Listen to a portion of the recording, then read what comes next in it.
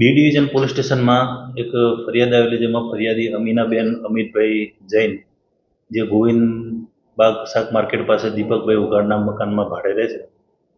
એમની ફરિયાદ જોતા હાલ મરણ જનાર અમિતભાઈ તથા તેનો ભાઈ એ બે જણને સામે જે આરોપી છે તમામ લોકો એક જ જગ્યા પર ભાડે રહેતા હોય. એ દરમિયાન ગઈકાલે મરણ જનારનો ભાઈ આકાશ છે, જે આકાશની પત્ની છે, એ રીસેને પિયર જતી રહી હોય, જેથી ગુસ્સામાં આકાશ બપોરે બૂમાબૂમ કરતો હોય ઘરમાં. જે આધારે હાલના આરોપી છે જે વિજય, એને બપોરે બોલાચાલી થઈ, કેમ બૂમાબૂમ કરે છે, બૂમાબૂમ ના કરે છે, એ બાબતે બોલાચાલી થયેલી. ત્યારબાદ રાત્રિના આશરે 9 વાગ્યાની આસપાસ અમિતભાઈ છે, જે આ લોકોનું તમામનું કોમન ટોયલેટ બાથરૂમ છે, એ ટોયલેટ બાથરૂમની અંદર બાથરૂમ ગયેલો હતો. એ દરમિયાન આ કામનો આરોપી જે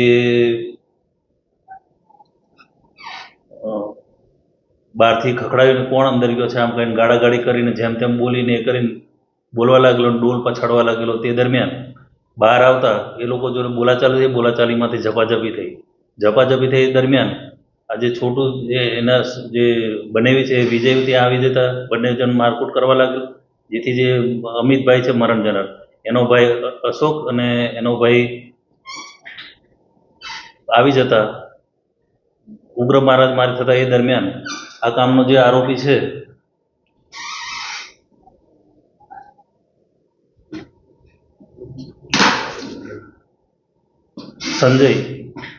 સંજય ઉર્ફે છોટું, જે આરોપી છે એ આરોપીએ અચાનક છરી કાઢી અને બંનેને આડેધડ પેટના ભાગે અને પગના ભાગે છરી મારી દીધી. ત્યાંથી જતા રહેલા. તે દરમિયાન 108 બોલાવી અને બંને ભાઈઓને સિવિલ હોસ્પિટલ ખાતે 108માં રવાના કરેલ. પણ તે દરમિયાન બંનેના મરણ ગયેલું હોય એ બાબતની ફરિયાદ પોલીસ સ્ટેશનમાં નોંધાતા BNSની કલમ 103(1) 54 તથા 296B મુજબ ફરિયાદ દાખલ કરવામાં આવેલી છે અને તેની તપાસ પોલીસ ઇન્સ્પેક્ટર રાણે સાહેબ કરી રહ્યા છે. અને હાલ ગણતરીના કલાકોમાં બી ડિવિઝન પોલીસ સ્ટેશનના સ્ટાફે આરોપીને ઝડપી પાડેલા છે અને હાલ ધોરણસર અટકાયત કરી આગળની તપાસ ચાલુ છે. આરોપીમાં જે સંજય ઉર્ફે છોટું છે, જેની ઉંમર આશરે 24-25 વર્ષની છે, અને એના જે બનેવી છે વિજય, એની ઉંમર 33 વર્ષની છે. અને એ લોકો ઇમિટેશનના મજૂરી સાથે સંકળાયેલા છે. ફરિયાદી પણ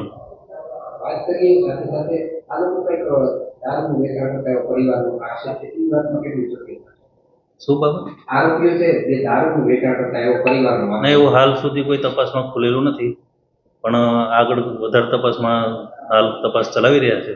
તપાસમાં વધુ ખુલેથી આગળ જાણવું પડશે. હાલ એવી કોઈ તથ્ય મળી નથી જાણવું.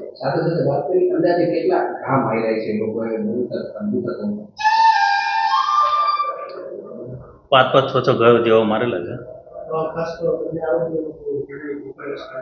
હાલ સુધી તો ગુનાહિત ઇતિહાસ નથી ધરાવે, વર્ષોથી અહીં રહે છે. આરોપીઓ જે છે એ મૂળ જોનપુર ઉત્તર પ્રદેશના છે, અને જે મરણ જનારને ફરિયાદી જે છે એ લોકો મધ્યપ્રદેશના છે.